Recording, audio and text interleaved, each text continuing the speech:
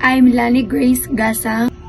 Good day everyone! So for today's venture, we will talk about the Pag-ibig Fund, or also known as Home Development Fund, or what we call the HDMF. So Pag-ibig Fund stands for pagtutulungan sa kinabukasan, ikaw, bangko, industriya at gobyerno. So it is a government agency that helps Filipino workers to save money and provides affordable workers and financing assistance. On top of that, it also aims to help Filipinos achieve their goal of home ownership and encourage on sa history and background of the Pag-ibig Fund. So way back in June 1987, the Pag-ibig Fund was created. Then later in December 1980, it became independent from National Home Mortgage Finance Corporation, or what we call the NHMFC. And Presidential Decree number 1752 declared Pag-ibig membership mandatory for all SSS and GSIS members employees. So under Presidential Decree number 1752, the Pag-ibig membership became mandatory na siya for all such as SSS and GSIS members, or employees, meaning all employees who contribute to these systems also had to join the Pag-ibig Fund. However, by the late January 1987, it became a voluntary program, though some companies still continued participation. So by the late 1987 daw, the program became voluntary again due to changes in agency's administration. So some companies said choose not to continue their membership. And then in 1994, reverted back to mandatory membership and continued to expand its services.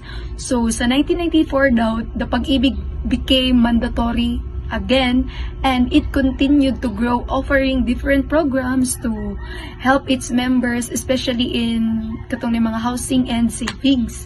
So from that point, the agency focused on providing various projects and financial services to help its members, and some of these included which is special housing partnerships and rent-to-own program. So the first one, we had the special housing partnerships. It is a special housing partnerships with teachers and ununiformed men, or such as police and katong mga soldiers. And the second one, we had rent-to-own program, is nag-provide sila affordable way to achieve home ownership. So this allows members to rent a property first, and later on sila na ang mahimong mga home owners or become the home owners. So next is 2009, Republic Act 9679 reaffirmed mandatory membership for SSS and GSIS covered employees, and then uniform members of AFP, BFP, BGMP, and the PNP, and also Filipinos employed by foreign-based employers. So in 2009 daw, the Philippine government napass na siya sa Republic Act number 9679, which is known as the Home Development Mutual Fund Law of 2009. So moving on sa MP2 savings program. First, we had a special savings facility with 5-year maturity. So this means that the money you save under the MP2 program is locked in for only 5 years before you can withdraw it.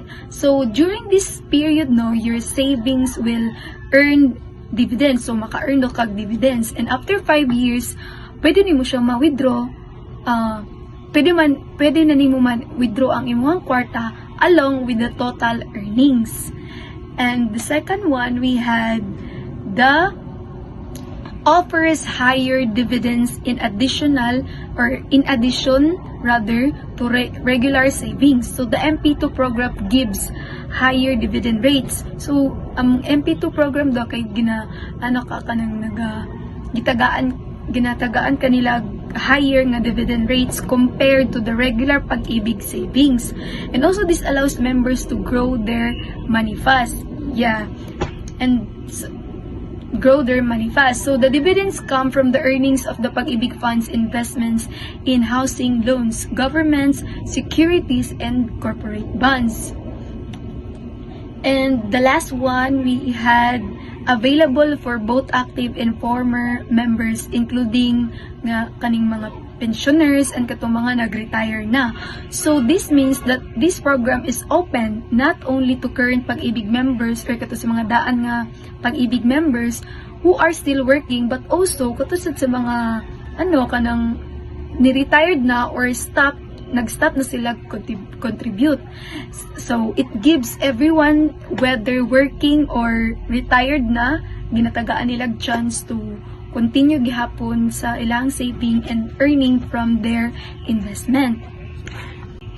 So in conclusion of my report, or to sum it up, the Pag-ibig Fund plays a important or crucial role in our life in terms of helping Filipino workers to achieve financial security and home ownership over the years. So whether you are employees or kanang member ba ka sa AFP or kanang it's either abroad, naka sa abroad, pwede Japan ka maka-join sa Pag-ibig, that ensures that you have access to various benefits such as housing, loans, savings programs, and so on and so forth.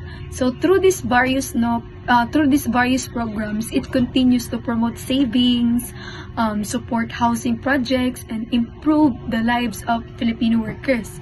Well, by contributing to the Pag-ibig Fund, you are not only saving for your future, but also kanang nag-build kag foundation for a better life.